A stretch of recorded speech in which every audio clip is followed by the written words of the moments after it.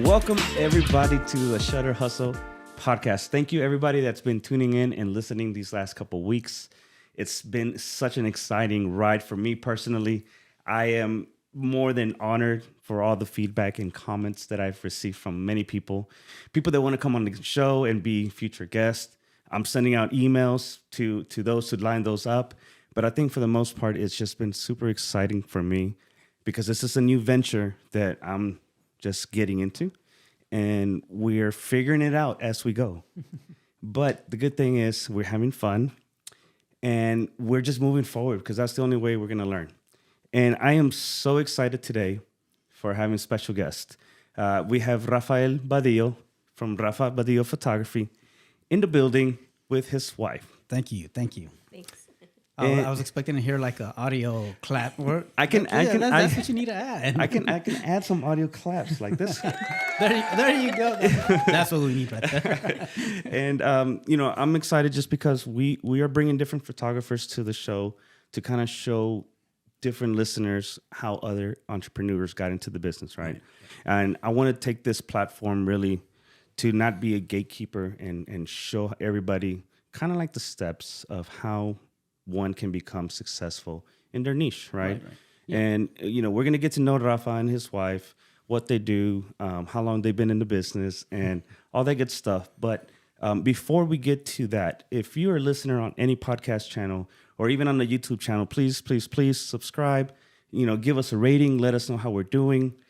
Submit any questions that you want us to ask or what type of topics you're wanting to listen in future episodes, and we're going to make it happen. So let's get started with the show. Let's do it. Rafa, what's going on, my man? Oh, nothing much. Just here trying to calm my nerves. Trying to calm your nerves? Yeah. There's nothing bad to it. I mean, just the lights and the mics. Right. And all the attention's on you now. And all the attention's going to be on us. Yeah. But before, we keep going on, I think we just really met each other today for the first time. Yeah. We've been in communication through social media. But let the listeners know, who you are, what do you do, and give us a little backstory of how you started in photography. Well, I'm Rafael Badillo, and I'm here along with my wife. Vero Badillo. Yeah, that's where you state your name, babe. Yes, we're a husband and wife team. We're based out of Dallas, Texas. We've been doing this for about 15 years, something like that. 15 years. Yeah. Together or? Yeah, we started it together. Actually, she's the one that convinced me to do this. Okay. Before this, I was just shooting like anything. I was shooting rocks, landscapes, anything except I didn't want to deal with people. I didn't, you hear the horror stories about, what do you call them? Bridezillas. Yeah. So I wanted to avoid that. So I was avoiding people as much as possible. And I'm going to date her. I'm going to date us. But she used to work with another photographer back in the film days. Okay. And she convinced me to try a wedding.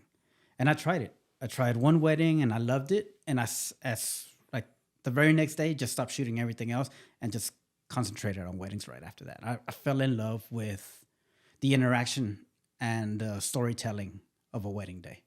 Wow, that's awesome. And Vero, did you also start in, I know you briefly mentioned the film days, but kind of tell us your story behind how you got behind the camera and how you convinced this man to be the face of the company. I think she just wanted more money for shoes, so she convinced me to. Well, I assisted a film photographer back in the days with primarily quinceañeras and things like that. And when I started dating Rafael, he told me how he liked photography. So I did talk him into, let's just do one wedding. I'll assist you. Let's go have fun, and I'll show you what it's like. So we did the one wedding, and then the next day he says, well, I want a second shooter, so now you need to learn how to pick up the camera. And we took it every day from then and started practicing and really put all our efforts into understanding what a camera was and what they did. That's awesome. I think you guys have the couple goals that a lot of photographers out there would want, right? Kind of like I was telling you earlier, me and my wife also do the same thing. She's more of the videographer. Right. She picked it up because I was trying to book more business, more clients, and ever since then, it's just more of a date night We go and document. We go eat some cake. That's our story that we always tell everybody. Yeah, we go in and have cake. We'll have dinner, and we're part of somebody's lives. Yeah. Capturing those moments. And you get to keep all the money in house as opposed to hiring, somebody else that doesn't know how you work, which is the hardest part. Finding a second shooter the last minute sometimes, and you've never worked with this person. You don't know what to expect from them. They don't know what you want from them. Even though you try to communicate as much as you can, it's hard. For sure. And because you guys have been doing this for so long, who would you say is the better shooter? Obviously. I don't want to sleep on the couch, so her. I'm gonna say her. Okay, good answer. There you go. And okay, so let's also talk about family. You guys got family, kids? Yeah. We definitely go ahead. Oh. Yeah. So we have two 10-year-olds, a boy and a girl. Okay. I have a problem. I'll take over stuff. So go ahead. Yeah, two 10-year-olds at home right now. They're supportive too. They're already wanting to pick up cameras and be creative because they see what we're doing, and we're trying to build that into them that you can do what you want as an entrepreneur and not have to work for a corporation if that wasn't your life choice. Yeah. That's awesome. So pretty soon we'll have the kiddos out there holding flashes and camera bags. So. Yeah. Good. Maybe doing client consultations. Just a whole other team that way we can make more money. Well, that's the beauty, because if they're into it, man, and the way the digital world is nowadays, they can build their own niche. Yeah. And build their following at a young age. I mean, if they got good examples that can teach them how to edit, how camera settings, stuff that we had to learn through the hard way, whether it's YouTube or trial and error. Yeah. You guys can be that example for them. That's awesome, guys. Exactly. Cool. Any sports or anything like that they do? They're in jiu-jitsu. Jiu-jitsu. So they were in art class and jiu-jitsu. I'm not a sport. Well, actually, both of us, we're not sports people. Okay. But we wanted them to have a good balance of art and, the other side, which is not artistic, like sports or whatever. But we really wanted them to be able to have something else besides just staying at home and playing on video games. So putting them in the sport, giving them that confidence, being able to make sure that they're not embarrassed when they're in front of people and things like that. Yeah, I didn't want to push them to be into art just because we're into art. Right. I want them to have that choice of doing whatever it is that they want to do. That's good. So how is it when you guys go and work an event and they're at home alone? How are your nerves with not nerves, but are you constantly like, what are they doing? Making sure they didn't burn down the house or? Well, they're really good at keeping us in the loop of what's going on. So I get texts all day from my daughter, checking in, letting me know if they're hungry or if they can have a snack or something like that. But they're really responsible for them. They've been through this whole experience just as long as we have, so they understand why we're doing it, and they know that means more fun that they get to have when we are home. So they're really good about it. Well, that's good, because I want to touch more a little bit on this conversation, because it wasn't in our conversation, but it brings me start thinking about something, because there's a lot of couples who do this as a profession, right? Husband and wife team. But for the most part, I know a lot of people that it's either just a male or the female, and then their spouse stays at home taking care of the kids. How do you guys, knowing that you guys have to start planning like family time, vacation, do you guys start thinking about like limiting your schedules for, let's just say, I'm going to say X number of events per month? Well, yeah, we do. Ever since the beginning, even before we had kids, we limited ourselves. Is that a word? Limited? Mm-hmm. Yeah, it is now. It is today. We limited ourselves to 24 weddings a year, and that's it. And honestly, up till now, we've never hit 24 weddings. I think last year we did. We might have hit 24 weddings. Okay. But that's the max we'll shoot. One, got to have time for family. Right. And we don't want to burn ourselves out. Okay. That makes sense. Okay. Yep. And while you guys have set a boundary, right? What if like you have your dream client and you're already at event 24 and let's book 25th and 26th? Do we make exceptions or? I guess I would. I've never gotten to that point because, like I said, it was only last year that we got to maybe 24. I think I have to go back and check, but I think last year we hit 24. So yeah, I think might make an exception for maybe one or two at the at the max. But if we do, I've always had it in my head that if we did do another wedding outside the 24, whatever money we make from there, all of that goes to the family. Okay. None of it goes to the business, because normally we'll separate business Right. expenses and all that. All that goes to the family Okay. because you're taking up family time. Okay. Yeah. Yeah.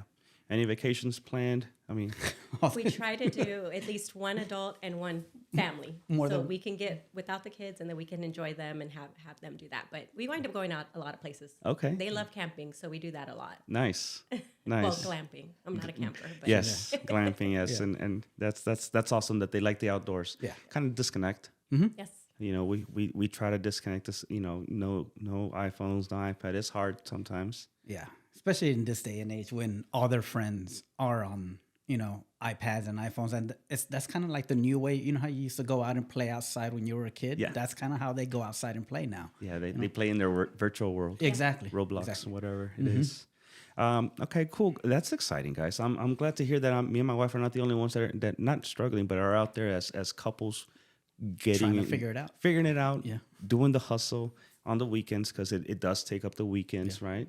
Right. On top of that, I'm excited to hear that you guys are also planning to make sure you make family time Got to. and not to overwork yourself and burn out. Yeah, and even now we're still trying to figure out how can we get more family time. So Nice. it's an ongoing process. We'll take them to the events with you, especially con las quinceañeras. Right. They can hold the light and Yeah. eat some cake también and blend in with the crowd. Yep. So speaking of type of niches, I know you guys mainly do weddings and quinceañeras.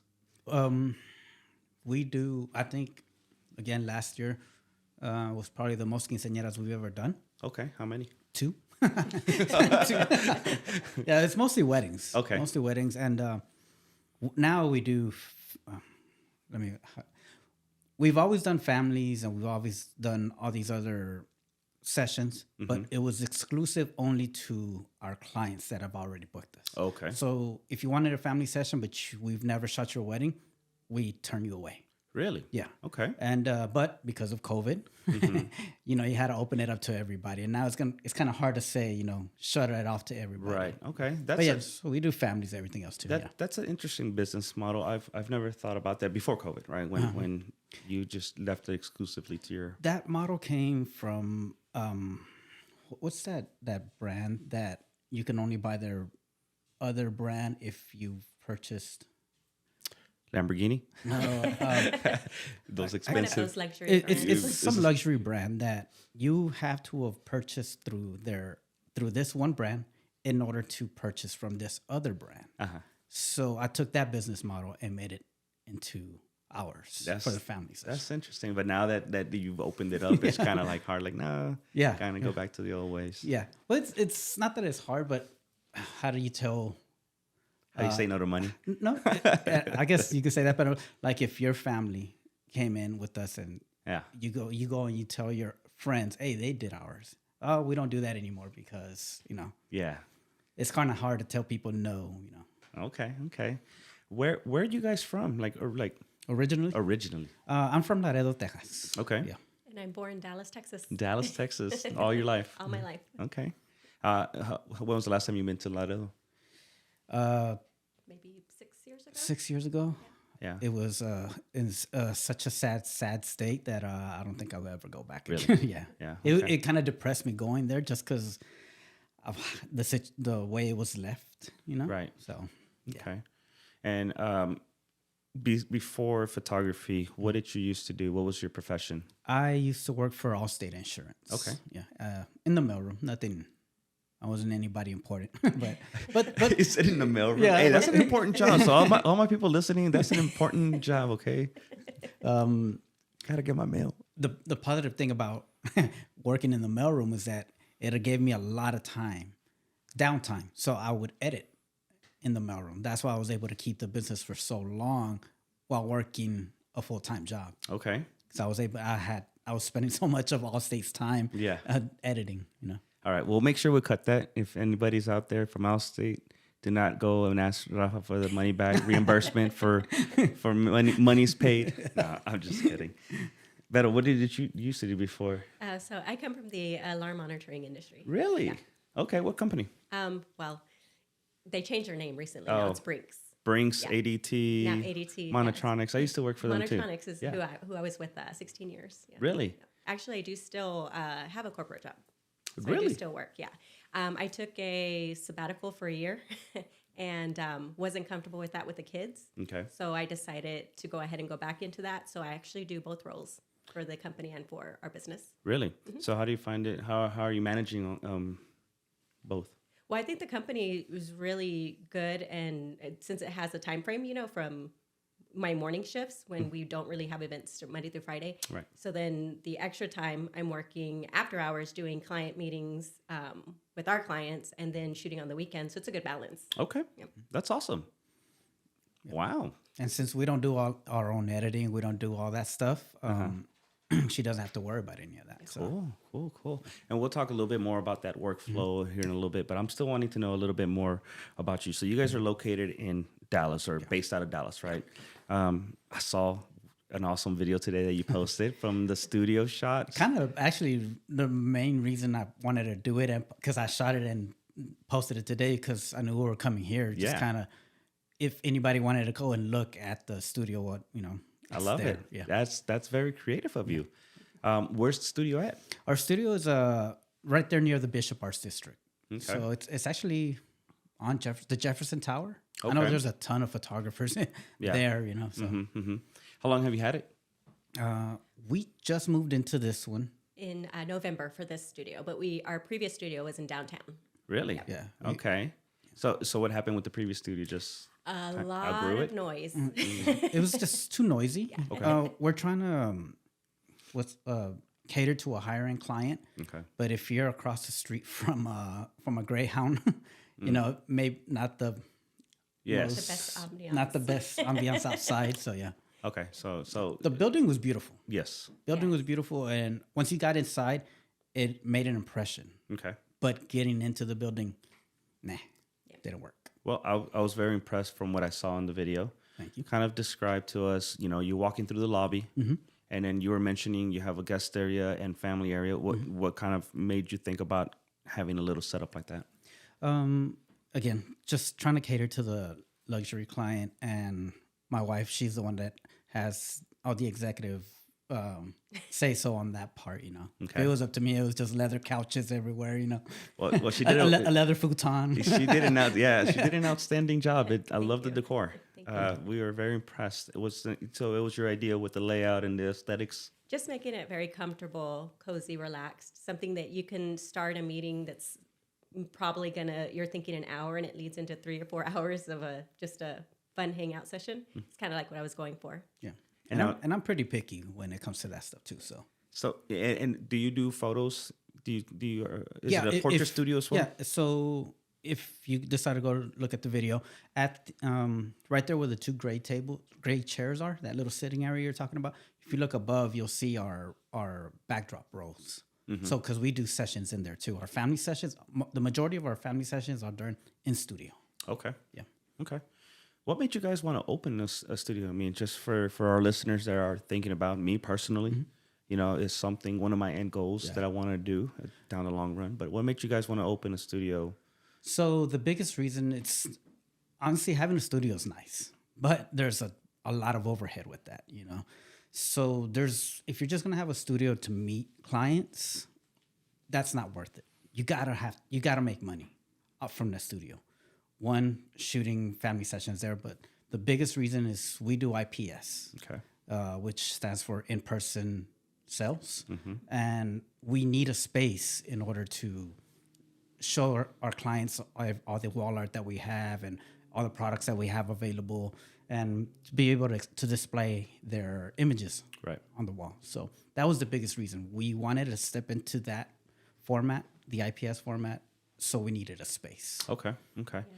And to move into an area we had more control over. So we didn't have to worry about people around us that maybe if we were meeting in a coffee shop or anything like that, you don't really want to carry everything around with you. And there's a lot of stuff around you that's probably going on that you can't take care of or control. And then at home wasn't an option because of 2 kids. So I didn't want to clean before every meeting. So Right. And we're trying to sell big prints. Our average print is 24 by 36. So having to carry a 24 by 36 to a Starbucks, it'll get annoying, you know? That, and it causes attention. And not only that, those prints are not cheap. Yeah, exactly. They're high quality prints, and I can attest that they're not cheap. Yeah. That's the key word, cheap. And if you want somebody to spend, you know, $2,500 on you for a print, it's not going to happen at a Starbucks. Right, while you're holding it up like this. Exactly. Yeah. Imagine this on your wall, and it's, you know, on your chest, you know, whatever. But yeah. Okay. No, I love what you did, and I'm excited to see more of it. Yeah, because there is a part 2 coming up where we show that. the behind the scenes, kind of like because there's another room, and that's where we store everything. We do our own printing. We print our own canvases and everything like that. So we're gonna show all that stuff. Wow, you print your own canvases, and yeah, when we say everything's handmade, it's handmade. You know? okay, Yeah. So you don't outsource any of your prints. We used to, not anymore. Wow. Okay, I'm very interested to hear more about this. But we'll get back to the IPS and all that good stuff that we have going on. Let me ask you the hardest question I always ask everybody that walks into my studio. Here we go. Here we go. Yeah. What kind of cameras do you shoot? Oh man. If you say Sony, I'm stopping recording right now. You go ahead and stop it now. Just kidding. And actually, it's Sony. Yeah. It's Sony. That's why you. And I'm just messing. I went to his profile and I was looking at all his gear. I was like, oh, he's a Sony shooter. So Yeah. okay. How long you been shooting Sony for? With We were Canon for the longest, and I think 2 years now. So. 2 years. Yeah. you were voluntold. Yes. Voluntold. I Yeah. actually like it though, so it was a good change for me. Why is it? I want to hear it from a different perspective, because I understand why, but I want to hear why. Oh, me is the fit. I like the way it was more comfortable in my hands. Okay. Like, it just fit better. The smaller body. Yeah, smaller body. We have dainty hands. So. Okay. For all those that are listening, he's just kind of wiggling his fingers around. We have dainty hands. They're small, so. Okay. And so you would never change back to a different brand? Yeah, I think I'm sold. I really like it. You can customize a lot of the settings, and it's perfect for me. How many camera bodies do you carry on you? Only one. Only one. I carry one. Okay. You? Same. One? Yeah. Okay. So I'm guessing during an event, you're the main shooter and you're more of a kind of behind the scenes, more of the candid moments, or are you always leading the herd and say, hey, get over here, post there, or That's the thing. The way we work together is we're not a lead and a second. Okay. We're both leads. Okay. So we both take charge depending on. We have our roles. Like during the ceremony, I'm gonna do these shots, and during the reception, you do these shots. But we both take our own lead. Oh, that's awesome. Yeah. That's good. Yeah, that's good because as you say, your name is on the wall, on the contracts. That just kind of happened. I didn't know what to name the business. No, and that's a good thing. But what I'm trying to get to is that both of you guys are the face of the company. It's not just Rafa or Vero. It's Badillo Photography, right? And I was actually looking for Badillo Photography, but it's taken. Badillo.com is taken. Is it really? Yeah. So I was like, couldn't change the name anymore. So. Is Badillo like a common last name, kind of like Rodriguez? It's not as common, but I guess it's more common than I thought. Because Okay. Yeah, that's the reason why my social media is not Jorge Rodriguez. My mom didn't know that I was going to be an amazing human being. Right. And so everybody else has the same name. And that's why I had to use my name that I have, Images by J-Rod. So follow me if you don't follow me just yet. And then we'll follow Rafa and Vero if that's okay. But okay, cool. So you guys shoot Sony. What is your go-to lens during a portrait session? We're minimalist. Okay. So we only have 3 lenses. Okay. That we carry.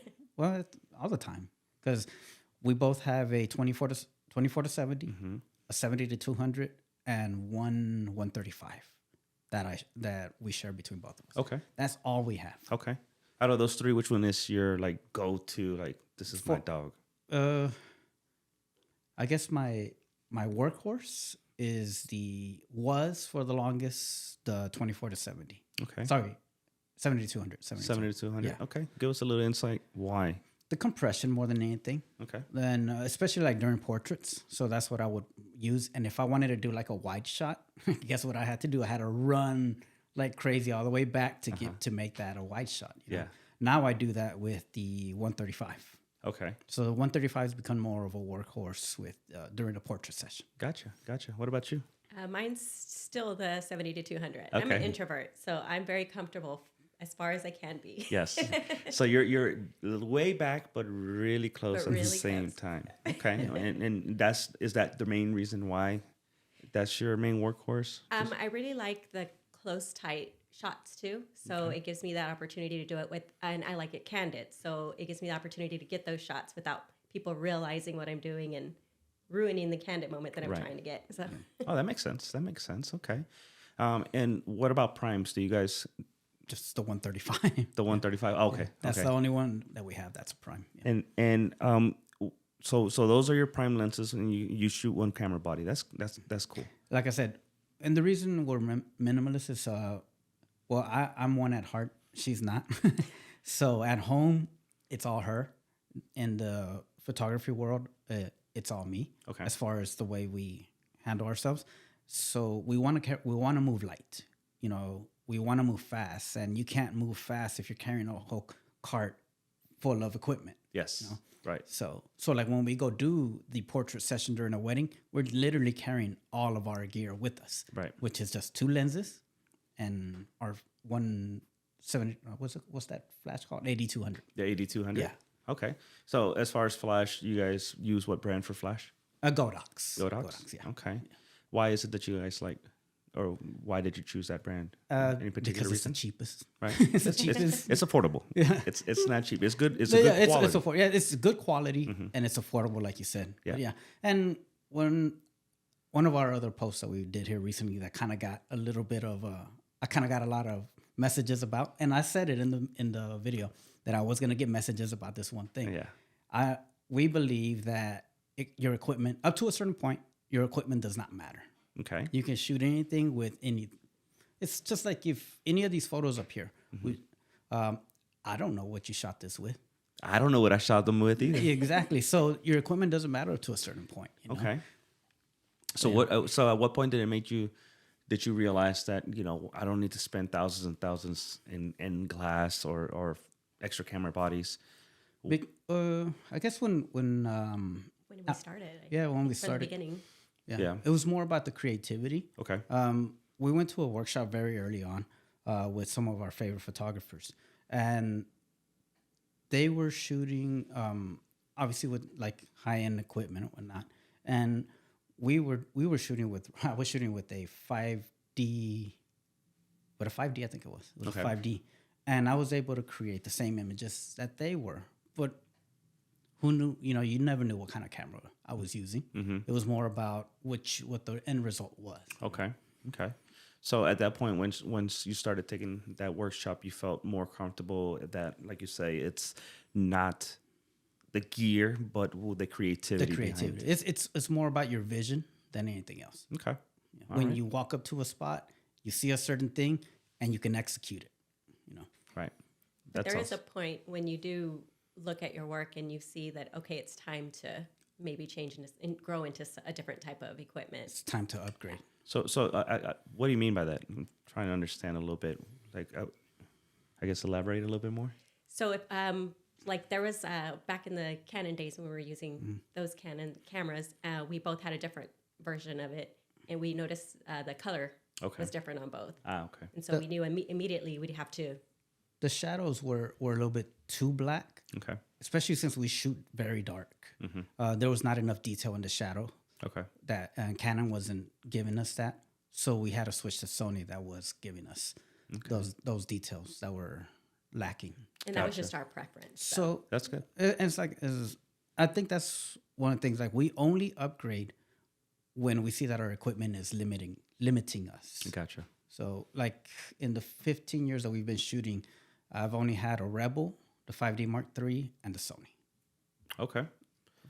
So I'm kind of on the same path as you. I started off with the Rebel, then I got the 5D Mark III, and now I got the R series. I thought you were gonna say Sony. No. Not yet. Not yet. That's what I was getting Show's to. Like, over. maybe is that my path? I know, right? Is this what is leading up to this conversation? But no, I'm already invested, so it's not like I'm gonna. Even if I wanted to, it's just gonna hurt me to reinvest into so many other things, lenses, and I mean, even though they have adapters and all that stuff, but I don't want to go through all that trouble of learning a new system. Yeah. Which I have a lot of friends that are Sony shooters as well, and I respect them. Yeah. I respect them. Yeah, I mean, I can. They're all right. They okay. They don't come around that often, but Yeah. But and so one thing, like I was saying, the only reason we upgrade is when it's necessary. Yeah. Only reason we upgraded from the Rebel to the 5D Mark III is because my Rebel broke, so I upgraded to the Mark III, and then from the Mark III to the Sony because the Mark III was not giving us that detail in the shadows. So even our Sonys, they're the A7 IIIs, and I think they're like on 7 or 8 or 10. I don't know, whatever they're on right now. Yes. So I'm not gonna upgrade anytime soon. Yeah. I'm super happy, dude. If you're busy buying the latest and greatest, you're gonna be broke forever, man. Right. Yeah. And I agree with that. I 100% agree with that because you have to first get comfortable with what you have. Yeah. Master what you have, and then like you said, once you feel that you've outgrown it or it's limiting your potential, then consider it. Yeah. Exactly. But don't get too heavily invested into it. Yeah. Because like you said, all you're going to be spending your money is paying off that debt. Yep. Instead You can create the same image with an A7 III as you can with whatever the latest Sony is, That's interesting. Yeah. That's awesome. Well, thank you for that insight, man. And I know you guys have been doing this for 15 years, right? 15, right? Going on to 15 and keep continuing. I think it's going on to 16, actually. Okay. 16.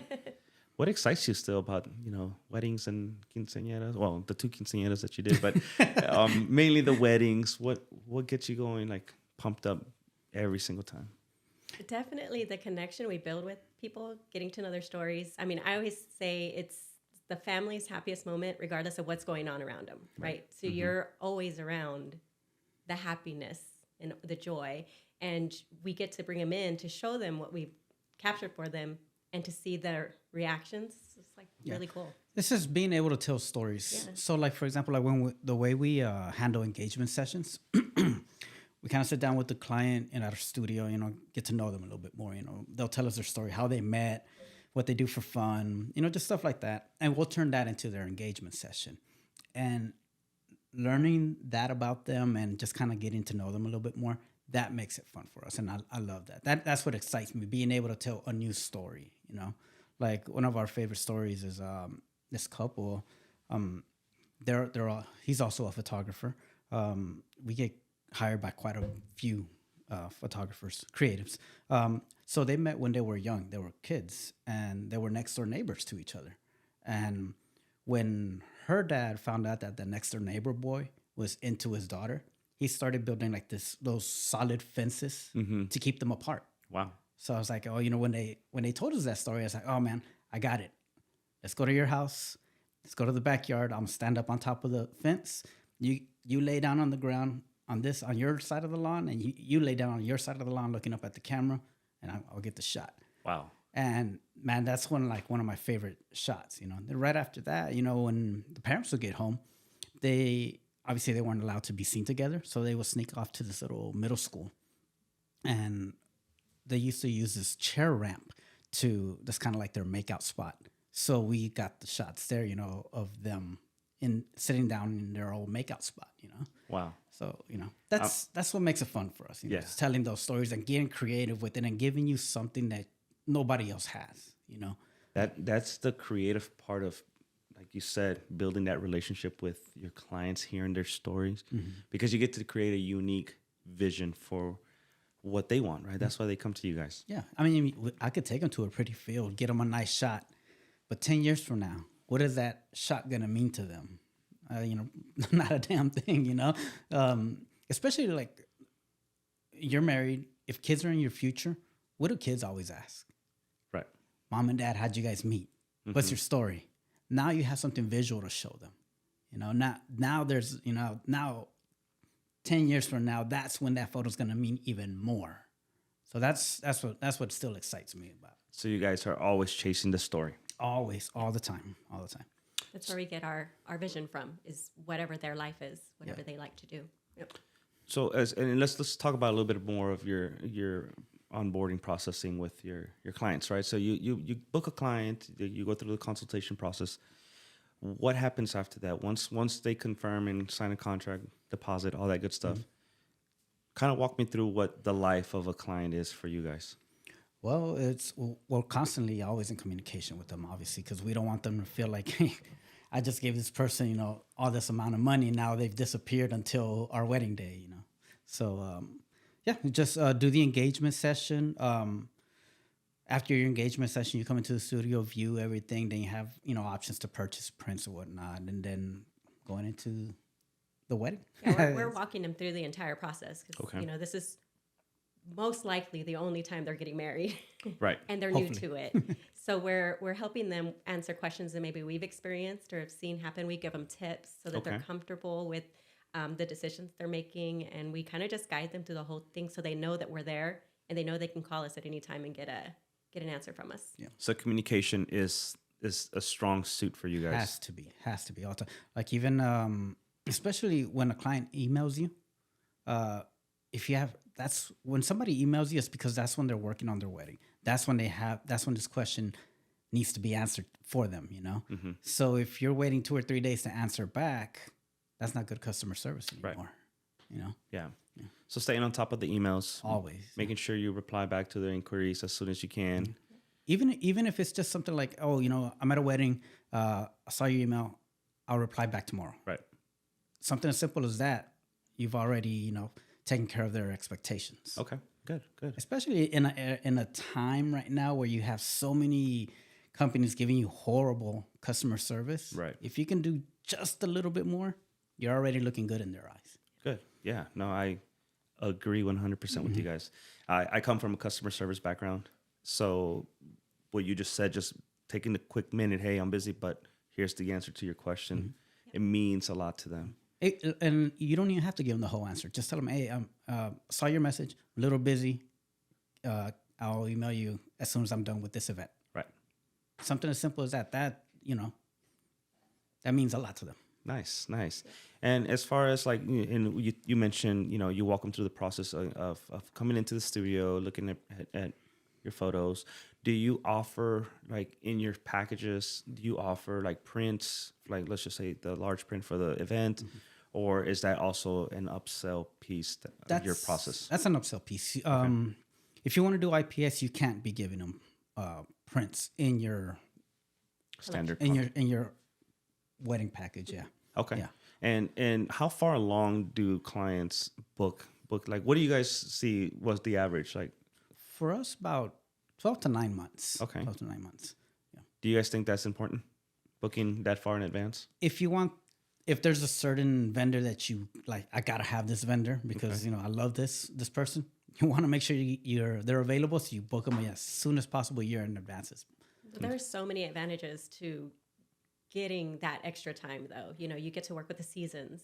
Right. When you're going to do the photo sessions and get to plan that stuff out. Or if you have to do makeup days, then you have that flexibility. So we encourage people to try to book at least a year in advance to give you that. But if not, we can work with whatever we have to work with. Okay. You're right. Because lately, what I've seen the trend is they're trying to book 2 months in advance. Oh, wow. Because it's a fast forward wedding and they had other budgets to take care of first. Yeah. And they're like, oh, we need a photographer. And once they see the investment rates, they're like, I don't have time to pay that much. Exactly. Yeah. And so that's why that's why I wanted to ask what y'all thought, 9 to 12 months average, depending on how big and grand is the event. Yeah. And it gives you time to pay it off without it, hurting as much. Yeah. So you don't feel it in your pocket. Exactly. Not only that, you get to build that relationship because, like you say, it's not like, oh, I'm giving you all this money and then I won't see you until the event, where you're nurturing your client. Hey, these are some tips. This is what I recommend as far as locations, or tell me your story so I can kind of build up that story that I want to tell, like the one you just said with the fence, the neighbor fence, and that's very interesting to me. And I would have loved to, like, if I would have never thought of that. So until like you brought it up, I'm like, wow, that's a unique way to tell the story. Yeah. It takes time to to build that relationship with your client. You know, you can't do it in. Well, I mean, I guess you could, but you'd have to be in constant contact with them in those 2 months. You know? Yeah. So what do you guys consider to be more like your editing style? I know you mentioned something that you outsource it, Yeah. but like I guess is it more light and airy, or dark and moody, or just kind of natural feels? When I read that question, I was like, I don't know how to describe it. Well, a lot of people will say to us is that our photos are dramatic. So Okay. I just go with that. Okay, dramatic. And I used to say dramatic, but then at a bridal show, this one lady, when I told her, "Oh yeah, our style is dramatic," you know, she's like, "Oh, I don't know if I like that word." I was like, maybe we shouldn't be using dramatic then. I need to find some other word for it. It's really dramatic. Yeah. What do you mean dramatic? I don't know if I want drama in my wedding. Yeah, it's really dark, and Yeah. you can see all the tornado in the background. Right. That dramatic, and Yeah, but I mean, I guess in the photographers, dramatic. If Yeah. we say dramatic, you know what we mean. yes. Yeah. So okay. it's dramatic. Okay, good. I went through y'all's page. I love the work. I'm more of a dark and moody. I call it dark and moody, dramatic, dark and moody. But I also throw out light and airy from time to time because it's just, I get a lot of mixed vibes from my clients. Yeah. And I'm one of the type of persons that I'm like, hey, this is kind of like what I shoot, but let me hear what do you like? Oh, I love light and airy. Okay, we can give you that. And I love that because what that shows is that you're a well-rounded photographer, and that's very hard. And that's why I say all the time, learn how to shoot natural light before you start shooting flash, because if you can be a well-rounded photographer, then you have no limits. You Yeah. know? So do you guys prefer shooting with flash? Not that there's nothing wrong with it, but is that all you shoot? Or We actually get told that. Well, we get told a lot that we shoot with flash, but a lot of it is just harsh lighting. okay, I love harsh lighting. okay, You know, the sun like blaring right at Yes. your faces. I love that. okay. You know. We like to move quick. So Yes. we work with the sun, the natural light. Nice. Yeah. Most of the time. Yeah, and flash if we don't see it and we need to create it, then we'll use flash. Gotcha. And with natural light, is you're chasing the sun, like you said. Yep. So you only have golden hour, which runs maybe not even the full hour, maybe 30 minutes. Yeah, So during an event, if you have that window, you have to be really skillful and knowledgeable of, okay, I only got 10 minutes, guys. Let's move along. So, and at that point, if you don't have the sun, then you bust out the flash. yeah, Pretty much. That's how it works. Yeah, nice. or the video light. Yeah, Or the video light. Okay. So we do use that too. Yes. So that's a new trend that I've been seeing a lot lately. The video lighting, whether it's the LED lighting, it's a constant light, and then you just set up your composition and your exposure. yeah. How long have you guys been using video lights? We used it maybe like 10 years ago. And The then OGs. Yeah. I'm just now finding out about this we trend. used it like 10 years ago, and but then we kind of backed away from it. I don't know why. We just backed away from it. Bleeding of the light. Yeah. I hate light spill. Yeah. So I noticed with video light, it spills a lot. So right now we still use like our old cheap video light that we started with. You Yeah. know? It has barn doors, so that's You can what we use. somewhat control the angle, somewhat control the it, direction. Yeah. Okay. Earlier you mentioned you outsource your editing. Yeah. I love that. That's an awesome idea. You got to get your life. You have to have a life. Yeah. It saves time, especially it saves time to do other things that can make you money, as Okay. opposed to being in front of the computer editing. You know, Right. How long have you been doing that for? about 2 years, I would say. Okay. Yeah, 2 All years. right. Any particular company? We use That's you. Evolve Edits. Okay, Evolve okay. Edits. Yeah. So are they more tailored to your style? You do you work with them as far as like, hey, I don't like this. Yeah, you have to you work with them, making sure that hey, it's not too bright. Because the first time they gave me their sort of editing, it was a little too light and airy for me. So you just kind of darken it down a bit, So yeah, you work with them, and they eventually get it honed in exactly the way you like it. And then after that, only ones that we edit ourselves are like the portrait part, Okay. because that those are always like the favorites for photographers. Yes. So we go in and like do a little bit extra on those. Okay. On those So shots. like your signature shots. Yeah. Yeah. Okay. The ones that sell. Yeah. Exactly. So I also started doing that, and I have to be I'm very peculiar on how I do my edits. I don't like them too dark, Yeah. too dark and moody, but then I don't like them too bright. So I love how I use shoot.edit. Uh-huh. I don't know if you've heard of them. Yeah, I looked into them. Yeah. Yeah, so they're the same way. They have artists that work directly with the photographers to get down to their style, and it saves me so much time. Yeah, and you can do stuff like this. Yes, yeah. And this brings you in more business. And not only that, I've noticed that it helps with your turnaround time. Oh yeah. Yes. That's very important. Very important. Yeah. If you shot a wedding, you want to get it back to them in time where they're still excited about their wedding. Right. Not 6 months later when, now they're like, hey, where's my event? Right. Now they're mad. Now Yeah. you've no longer given them good customer service. Yeah.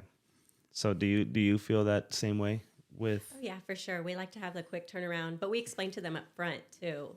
The way that we work, the way that we shoot is designed to help them get their photos with a fast turnaround.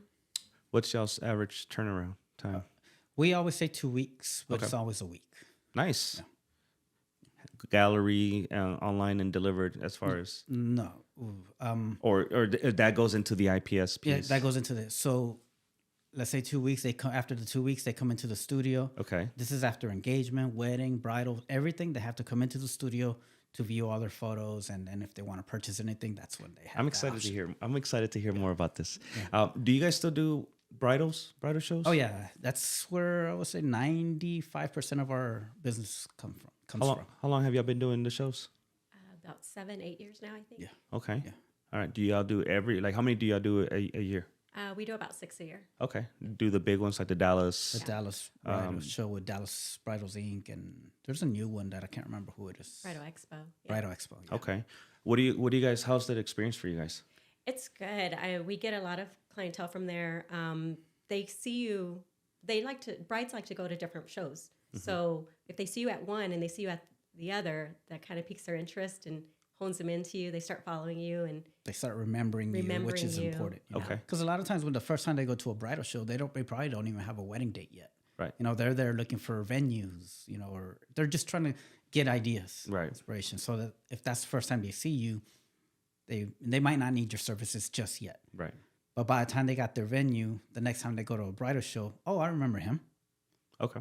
Let me talk to him a little bit more, Yeah. So what do you feel? Let's just say for a listener that wants to get into bridal shows, what's kind of some advice that you want to give them starting off? Hey, I'm booking a 2x2 little spot, Right. because they get expensive. yeah. Oh, they did get expensive. Depending how big and more space you want, right? What do you guys recommend for them? Show big. Okay. Show big. If you're gonna go out there with 8x10s to show, stay home, because you're not gonna call some anybody's attention with an 8x10. You're not gonna get anybody's attention with a 16x24. You might get someone's attention with a 20x30. Minimum, I would say 24x36. Okay. and also focus on your business, right? So don't try to make this big extravagant booth. Yeah, because nobody's that's gonna nothing hire. related to Nobody's gonna photography. hire you because you have a couch at your booth or a table, massive table with, nobody's gonna hire you for that. They're hiring you for photography. And you'll regret it. You'll regret it because you have to carry it in and you have to set it up and you have to take it home with you. So Does it look nice? Yes, it looks nice, but that's not what they're hiring you for. They're hiring you for the images. So spend all that on the images. Okay. Images and albums. Yeah, Okay. And do you guys collect emails to? definitely. We collect emails and we put those emails into a drip campaign. Okay. And the drip campaign consists of we're not trying to sell to them because that just seems a little sleazy Okay. to me, just like buy. Right. What we do in that drip campaign, they get videos with wedding tips. Okay. And that's all it is. For every 5 videos that they get of wedding tips, the 5th one is an actual sell. Okay. So Wow. that way, when they see an email from us, I was like, oh, it's just junk mail. They're just trying to sell me something. Yeah. No, this is something useful to me. Right. And then by the time they get to the 5th email, okay, I get it. They have to try to sell me something. Yeah. And that comes into a lot of the marketing piece of how you market your business, Right. how you communicate with the client, because you don't want, like you said, you don't want to be spam or come off sleazy. Hey, Right. book now. Right. Right. It's what can I give you that's going to help you during this venture. Yeah, because that's or what journey. the bride cares about. What's going to help her, not Yeah. you know. Yeah. Are you gonna tell me why I should book you, or are you gonna give me some tips of what to look for in a photographer or a videographer or even the dress or whatever? Exactly. Exactly. Do you have a big part in setting up these campaigns on the back end, or do you outsource that? That part we're doing ourselves right Okay. now. Okay. Eventually, the goal is to have somebody. I hope she's listening because I really would like Elizabeth, also known as Nena, our video girl, Okay. to handle a lot of our social media and all that stuff. There you go, Nena. So if you want some overtime and some extra money in your pocket, Yeah, just yeah. Rafa's like, shut up. It was just supposed to be a higher position, but not an extra pay.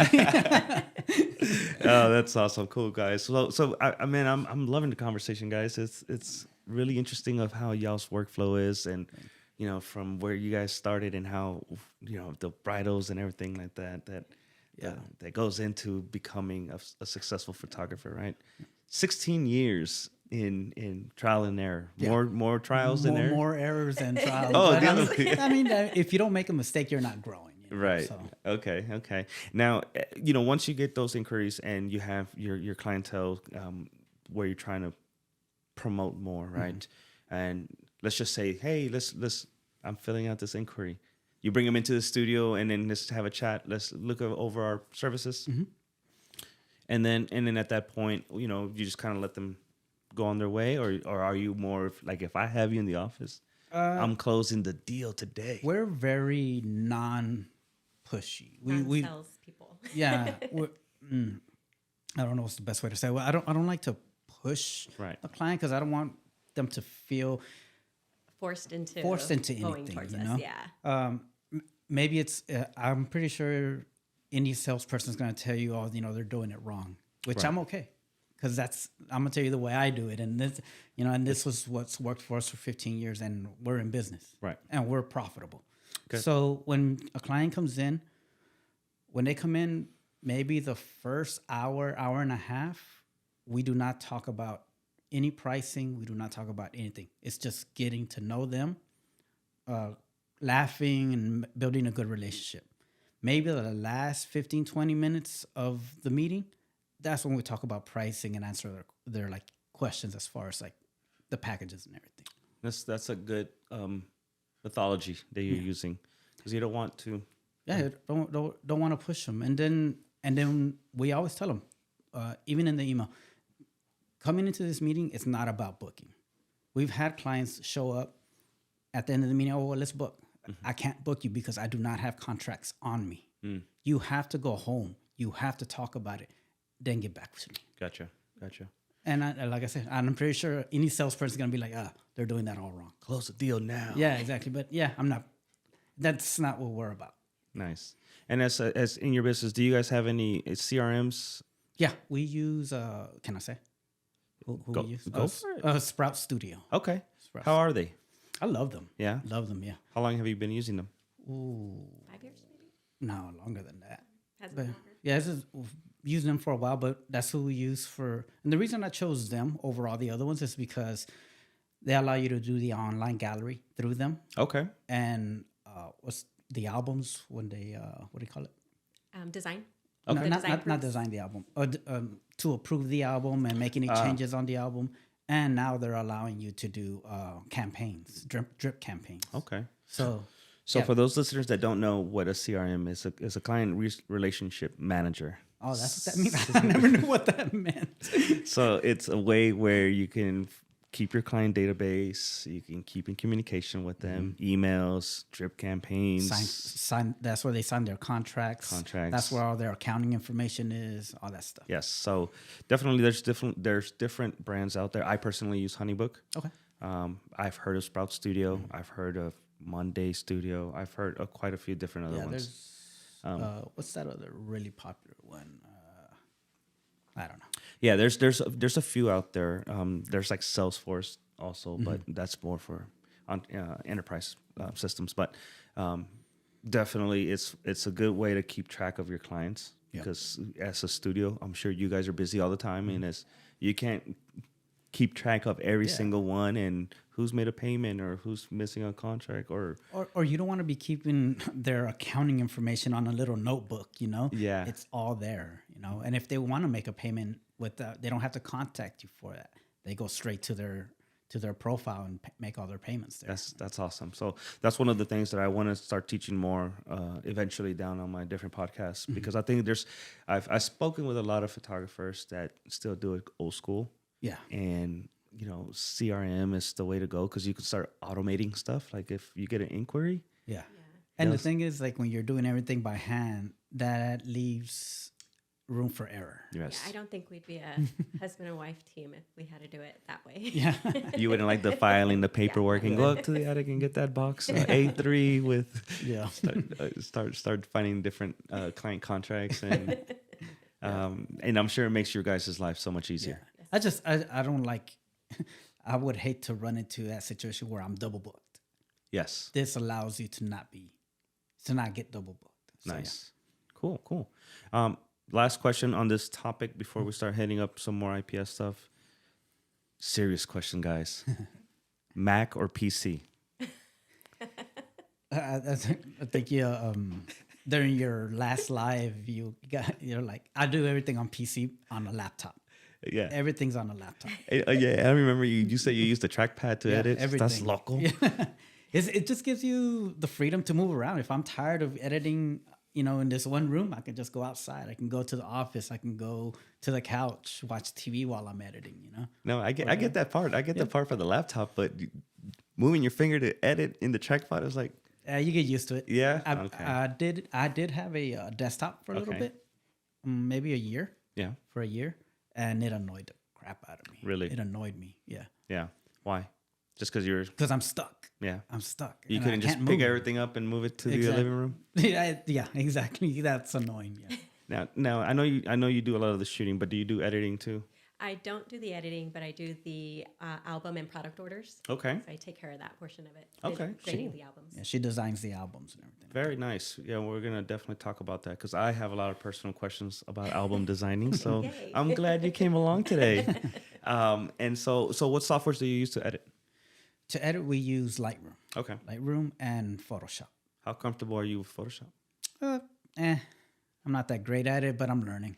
Yeah. So yeah, A lot of YouTube University. a ton of it still. Yeah, I was a purist for the longest time, and I believe that if you couldn't get it in camera, then there's no point in Right.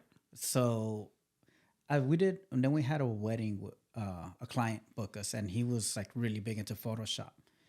And talking to him, that client, he really, I don't know, he made something click in my mind that made me think maybe Photoshop. Well, what he did is he made me realize Photoshop is just another tool, and I used to see it as something that's like cheating, which was the horrible way to think about it. Yeah.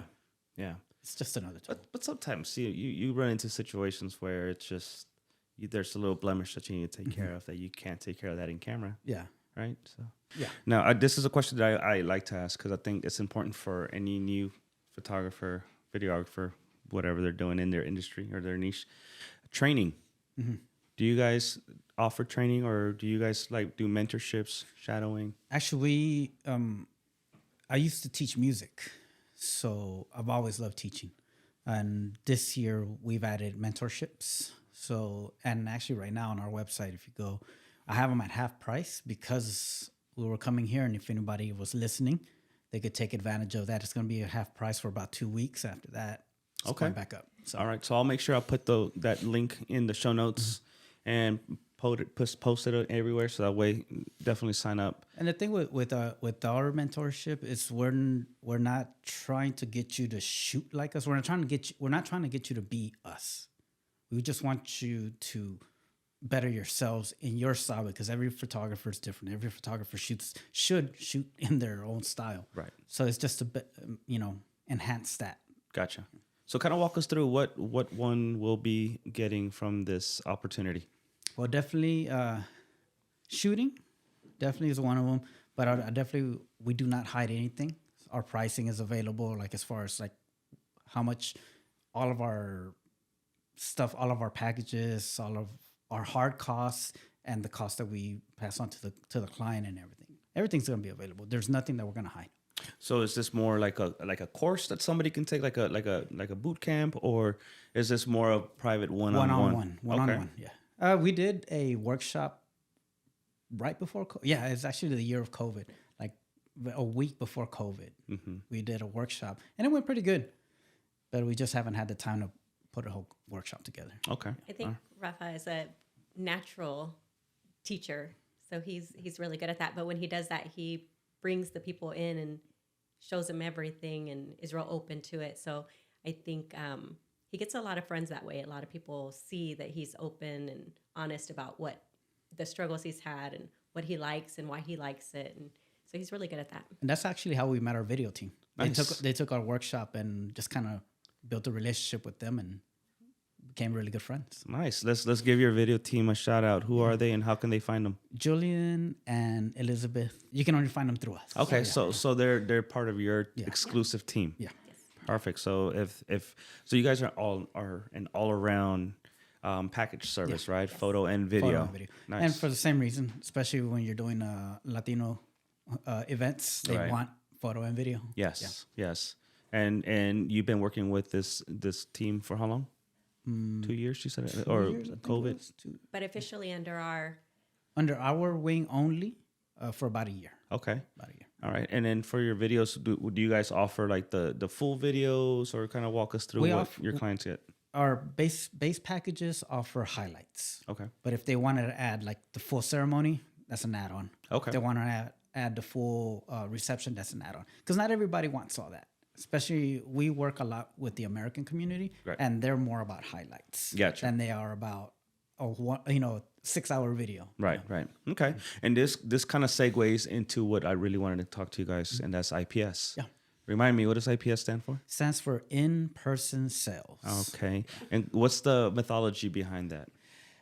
It's basically you're providing prints as opposed to just an online gallery or a USB that ends up living in somebody's drawer. You're actually giving them a little bit more than that. You're becoming a full service studio. Okay. And we're business people. This is a business. Yeah, we're there to, for our clients, but it's a business. You need to make money. Right. You make more money doing IPS. Okay. So let's dive in a little bit more. Right. I'm a client, post-wedding. You send me an email, text, call. Hey, your galleries are ready. Let's schedule your in-person viewing. Your IPS. So let's say we'll do your engagement session. Okay. We do your engagement session. We tell you at the end of the session, hey, just give me 2 weeks. After that, I'll have everything ready for you. You'll come into the studio and we'll go. And, at that time, we'll have print packages for you. So if you want to purchase anything, you have the option. If you don't want to, there's no pressure. Again, with us, you're not pressured to do anything. You come in. When you come into the studio, you're greeted with champagne. If you don't drink champagne, we got some whiskey for you. Just a beer if you're a beer person. Basically, we want to make you feel comfortable. If you want to bring grandma and mom and all them, bring them too. But anybody that wants to enjoy that moment, bring them with you. Okay. And I'll come back to that in a minute. But come in. We'll view through our favorite photos from the engagement session. Right after that, we'll go through all the engagement session, and the whole point of going through every single image in the engagement session is so that they can see that there's so many images, they're not going to be able to say no to all of them. Okay. Because the important part is the important part to digitals is this is probably going to be the hardest thing for people to wrap their heads around, especially if you're doing shoot and burn. You cannot give your digitals away. Okay. You cannot give your digitals away, because if you're giving your digitals, you're giving your money away. Right. We just want them to fall in love with all of their images and be able to visualize having it in their homes and wanting to have access to all of that. Okay, now I know what I'm trying to say. it's a lot. So it's all good. Yeah. So in order for you to schedule your meeting to come in to view your photos, I send you an email, and in that email you have a link. In that link, you get to schedule. You get to look at our studio calendar, and you get to schedule everything on there. Okay. And then attached to that email is our pricing for our packages. So you're living with these prices for 2 weeks. Okay. Before you even get into the studio. That way, when you get to the studio, when I lay down our pricing, it's no longer a shock to you. Yeah, you don't get that sticker price Exactly. shock. Like, Yeah, because I don't know if it's tacky to talk about money. Like, so my show, we're gonna keep it as real as we can. Okay. Yeah. Right. As long as you feel comfortable with it, then no, I'm like I said, I don't hold roll back. with it. So our base package, like our base package starts around, I think it's like $895. okay. And then our top package, which is our popular package, is the one that mostly sells. It's $2,000 for engagements.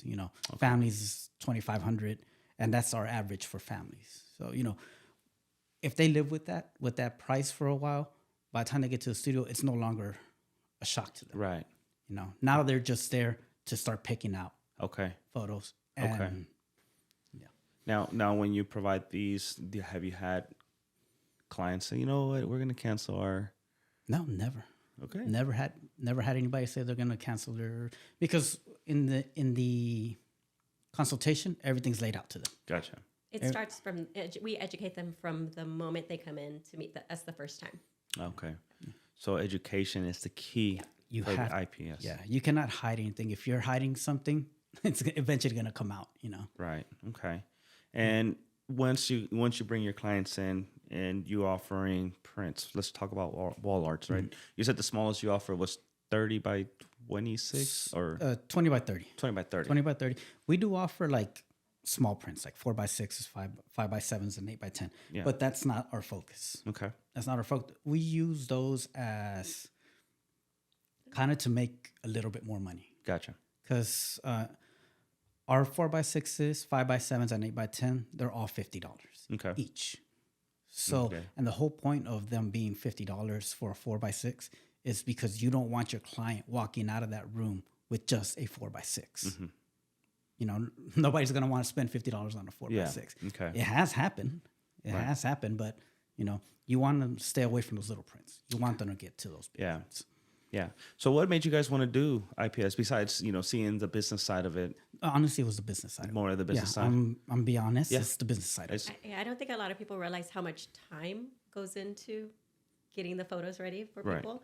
And I don't think it the way that our life was with our kids and everything, it wasn't balancing just doing the, burn and shoot kind of photography. Right. But once we did IPS, it became more of a business and made us, push it up at a level.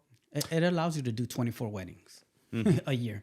Gotcha. Otherwise, we'd be having to do, I don't know, whatever, 36 weddings, whatever, some people do. And it allows us more time with the clients.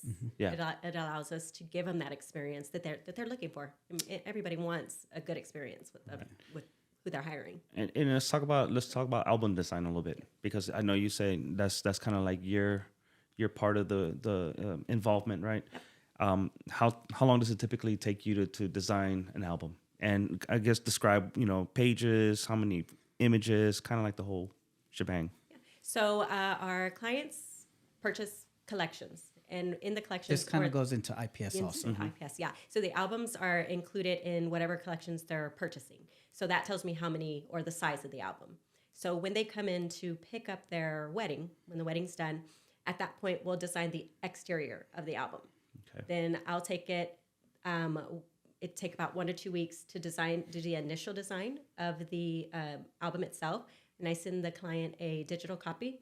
They can review that copy and make any changes, suggestions if they want, or if not, they can approve, and then they'll have it back within hopefully about a month or two from their wedding.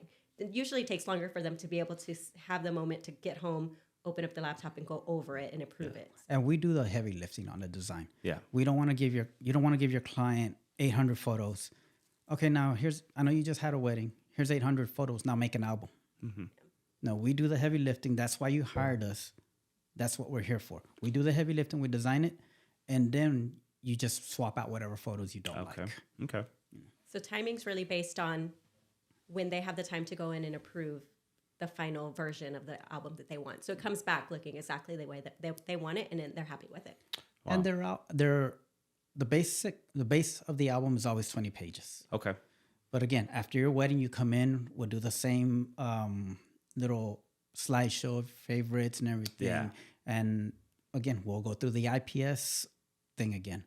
But in that IP, and this time in our packages, it's more about the album. So there's additional pages you can add. Or if you got the middle package, but now you want the bigger album, you always have that option to upgrade the album or whatever.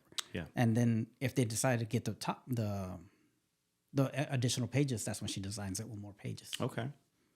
So there is a lot of communication with the client, showing them proofs. And at this point, if we're designing, it's because they're wanting to purchase. Right. Yeah. Or- And when they see the wedding, they're gonna be like, oh man, there's too many images. I want those in the wedding album. Yeah. That's gonna make them want to buy those additional pages. Okay. So you're kind of forcing their hand to do these things, Right. but in a nice way, And it's a thing that I think a lot of photographers don't do. I personally offer digitals.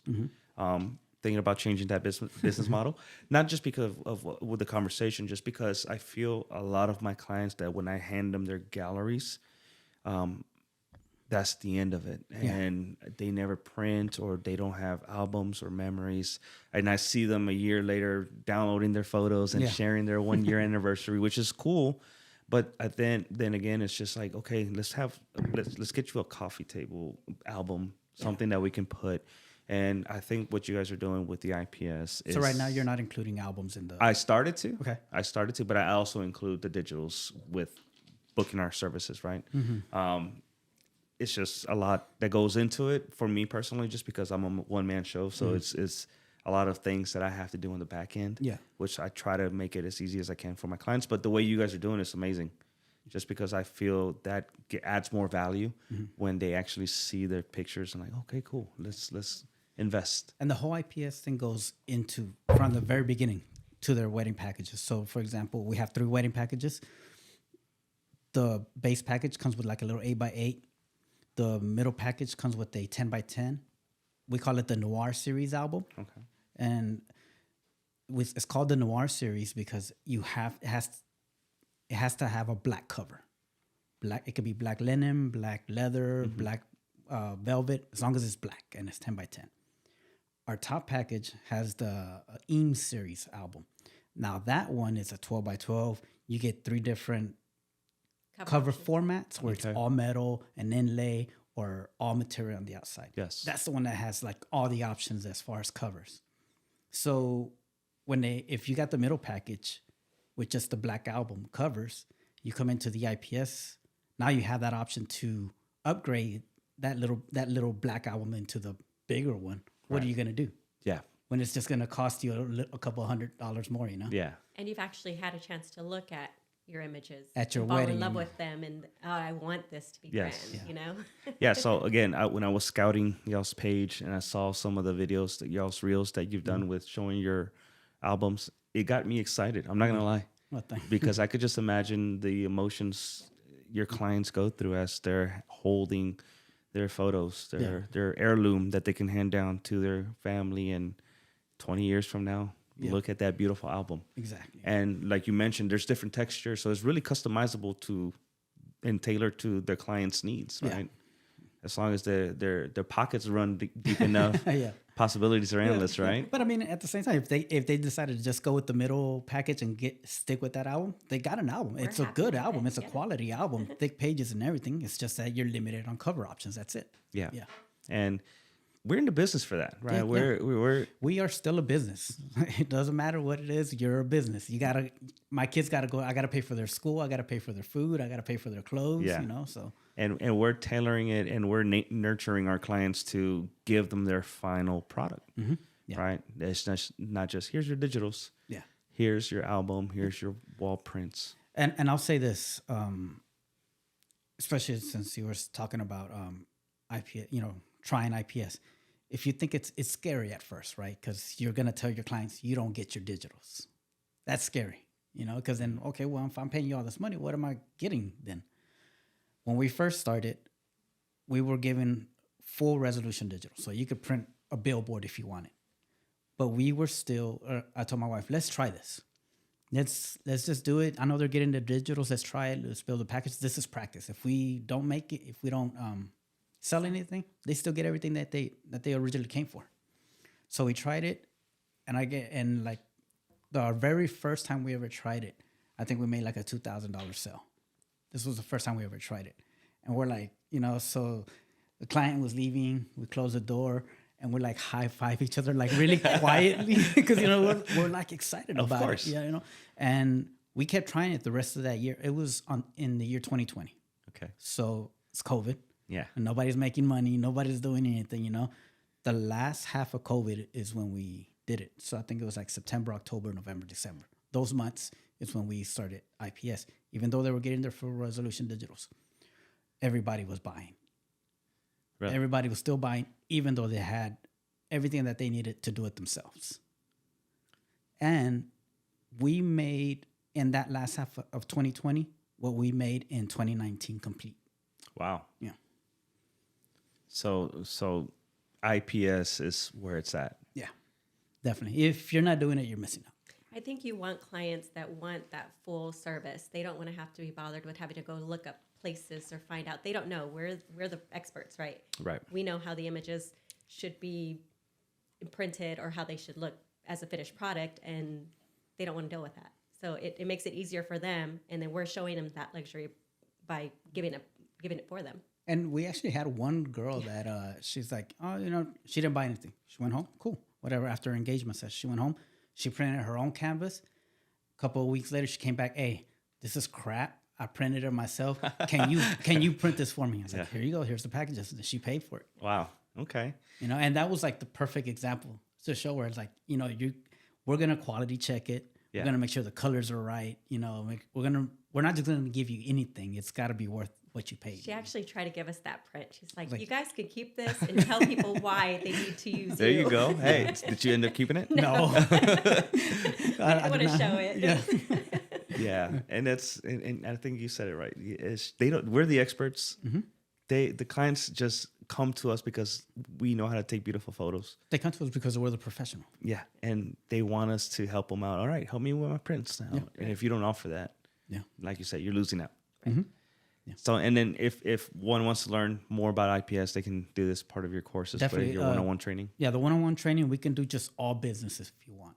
Okay. We can do some shooting, but if it's all, especially with being creatives, creative people are horrible at business. I was too. I had to learn it the hard way. Yeah. But yeah, definitely. Nice. Anything else we want to touch on IPS?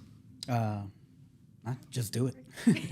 Awesome. So what I'm going to do, we're going to move on, right? Mm-hmm.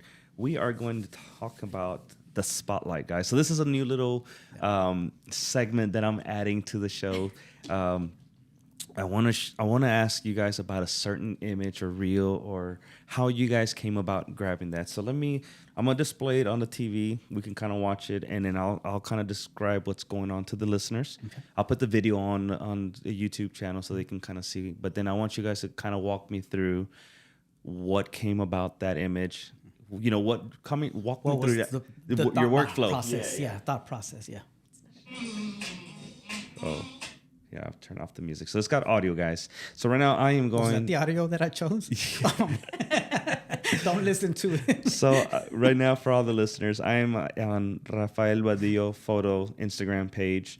And I went through his reels because I wanted to do this spotlight segment to talk about how they came across this image. And I'm putting it on the big screen right now so that way... describe to me, and I'm gonna wait for it to start over. So what I'm seeing is we're at a whiskey distillery in, I'm assuming, Dallas. Yes. In Fort Worth. Or Fort Worth. Arlington. Okay, so we're at a whiskey distillery. We're doing an engagement shoot. I see the bride and the groom. We're not an engagement shoot, just a bridal. A wedding. It's actually a wedding. Okay, so we're at a distillery. We're becoming super creative because I see Vero in between bottles of whiskeys with two flashes pointing towards the bottles and the LED light pointing towards the bride and groom. And I kind of describe to me what's the thought process behind that. Well, I know for sure they had their wedding at this distillery. They're big whiskey drinkers. So, what better place to do your wedding at than at a wedding distillery? And the groom works there too. So, again, everything's about it being custom to the client. So if they were big whiskey drinkers, why not use whiskey in the shot? Mm-hmm. And honestly, this is something that Vero and I always fight about, like who took what, you know. But this one, I can't like fight her over it because she's in the video. So yeah. So Vero, Vero, you're the brains of the operation for this image. Is it this your creative idea? Yeah, so I knew I wanted to just use the atmosphere, something with the whiskey. The barrel room was closed after the ceremony, so we couldn't use the barrel room during this part of the night. And I just saw this wall of whiskey bottles there. And I just stared at it for a while. I'm like, how can I make this work? How can I make this interesting? And I knew automatically I wanted to backlight the bottles and have those glow and be in the front, but I wanted the clients to be the main focus of it. And so I had Rafael go stand over there, said, hey, let me see how we can figure this out. Got the lighting right on the bottles, and there it is. Because this is something that we do. We never call the client, even in an engagement session or a wedding, we never call the client to stand in the spot that we're going to shoot. It's me and her. We get our lighting first. We get our settings. Okay. We talk about what posing we're going to do. Then we call the client. Client comes in, pop, pop, they're gone. Okay. Because one thing you got to remember is, we're there to do our job and get photos and everything, but it's not a photo shoot. It's a wedding, dude. Yeah. They got to spend time with their friends and family, right. not with us. It's not about us. So and this is in the middle of their wedding. So we didn't want to take them away from the dancing. We want them to have fun dance with their families. So. Okay. And this is actually one of the first times we had started using video light again. Yes. And the reason we brought it is because we know it's a distillery and it was going to be dark. Right. So we needed some sort of lighting. So we brought 2 video lights with us that day. So you were prepared with the constant light because, like you said, it was going to be dark. Yeah. Mm-hmm. And you don't have too much time because it's the actual wedding. So you had to be quick. You guys were your own subjects, got all your camera settings. Yep. Yeah. The brains of the operation, Vero over here. Snap that beautiful image. Guys, if you guys haven't seen it, go to Rafael Badillo photo on Instagram. Take a look at their reels. Give it a like. Give it a share. Get inspired by their work. Truly, truly amazing. I mean, I loved it. Yeah, there wasn't much thought behind it. It's just, But it's the outcome is the results. Well, it's like I said in my other video, it's like see it first before you shoot it. See it in your mind before you shoot it. Because if you're just gonna spray and pray, nothing's gonna happen. Yes, I love that. Term. I'm gonna start using it. Don't spray and pray. This one here now.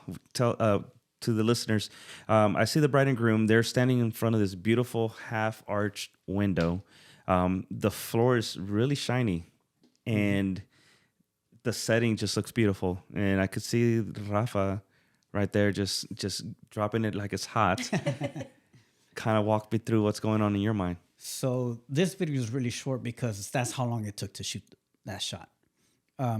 So this was like 5 minutes before the ceremony started.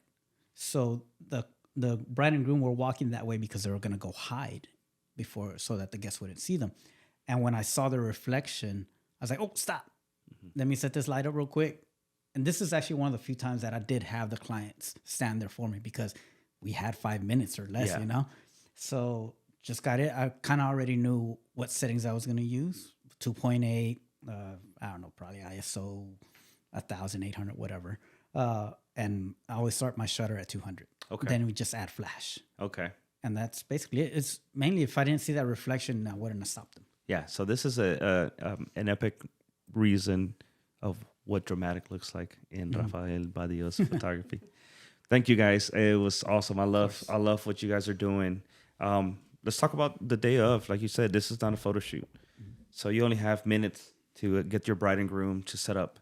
Right. What kind of stress levels are you guys running through when like you're trying to get those shots, like your signature shots? It's pretty. I don't know if it's because we're used to it or we're used to the chaos. I don't know, but we like to go with the flow of the day because we don't want our clients to be stressed out. If your client's stressed out, it's going to show up in the photos. Right. So we work around them, and we're comfortable with our equipment. We know how to use what we want to use it for, and so it's really just making sure that we can get them together. So Okay. It's really we go with them. Okay. Yeah. And I'll tell you how we got really comfortable with our equipment when we were starting out. Literally for a year, every Sunday, If it rained, it didn't matter. If it was cold, it didn't matter. We had models. Sometimes the models would back out, whatever. Every Sunday for a year, we shot. Okay. And if we didn't have anybody, we're going to shoot each other. And that year we grew the most, and that's how we got comfortable with our cameras and our settings. And we also learned Ansel Adams, the way you're supposed to use your light meter. Okay. So basically you look at a color and you know around where your light meter should be just by looking at the color. Okay. Look up Ansel Adams color meter or something like that. Okay. It'll pull up. He I don't want to say invented it. He kind of discovered how to use this. But obviously now you don't need to. This is back when it was, what do you call those? The other older cameras, just the regular DSLRs where you couldn't see what you were going to get before you hit the trigger. Yeah. It was before that. So you had to learn Yes. the hard way before you hit that trigger. It was going to look right. So what Ansel Adams taught mainly is more like light metering. His type of photography is landscape photography. Okay. But he just discovered this way of using your meter Nice. just by looking at a color. Awesome. And that taught us. So now when we step into a scene, we kind of already know what our settings are going to be. We already know what our white balance is going to be. And all that stuff. White balance, auto white balance, Kelvin. What's your preference? Kelvin. And the reason we use Kelvin is because when we did edit ourselves, it just made it easier to what's that, sync everything. Yeah. And everything edits all in Color one. sync. Yeah. Okay. No. You edit one photo. Oh. And then you just sync the rest of the photos and Gotcha. Yes. quick edits. Gotcha. Okay. That was exciting, guys. I'm excited for you guys. I want to talk a little bit more about where do you guys see yourselves in 5 to 10 years from now? I'll let you take this one. In 5 to 10 years, I definitely want I want to open up a printing company so that it's just another source of income. Okay. And hopefully still doing weddings. We love weddings. So, but yeah, definitely want to open up a printing company. We're doing it now, but it's just for us. We're not going to do it for anybody at the moment. Okay. So we do have an employee that does that for us. So Nice. but yeah, that's that, and buy some land with some tiny houses. Okay. And that's our goal for this year. Okay. Buying land and building some tiny houses on. So some passive income. Yeah, that's the word, passive income. I can never remember what that's called. I just made it up right now. Guys, this has been such a great chat. I've been super excited when you reached out to me, just to hear a different perspective. And when you showed up, I'm like, yes, I'm going to get the team. Yeah. So definitely excited. What would you tell young Rafa or any newbie that wants to go out there and get into the wedding photography? Definitely. Well, it's the best advice I ever got was when you go into a shoot, if you go into a session, you get to a certain location. If you see something, don't shoot that. Because if that was the first thing you saw, a million other photographers already saw it and did it. Okay. Finding something else to shoot in that location. Nice. That taught me how to be creative. Thinking outside the box. Thinking outside the box, yeah. Okay. What about you, Vero? I don't know. I think probably just Not get into wedding photography.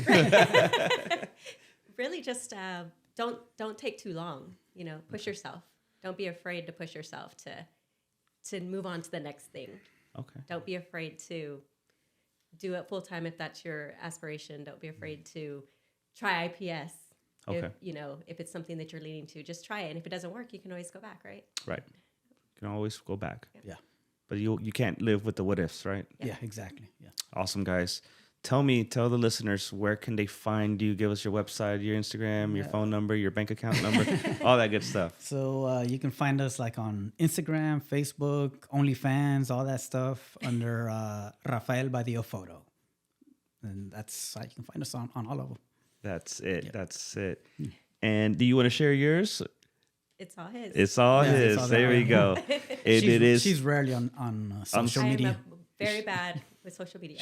You can find Vero at rafaelbadillo.com. Yeah. All right. Thank you, everybody, for listening to the Shutter Hustle. This episode has been super fun. I am so excited. And thank you, Rafa and Vero, for being part of it today.